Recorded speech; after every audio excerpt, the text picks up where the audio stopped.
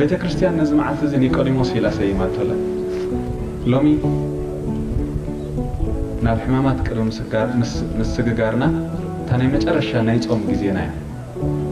ቤተ ክርስቲያን ነቲ ዓንድ ማእከል ናይ እምነት ክርስትና ዝኾነ ነቲ ኣብ ኩሉ እምነት ኣብ ዝኾነ ይኹን መገዲ ድማ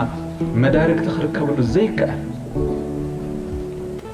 መልስ ናይ ኩሉ ሕቶ ዝኾነ ክፍል ዝሓዘ ቃል እግዚአብሔር ኣምላኽ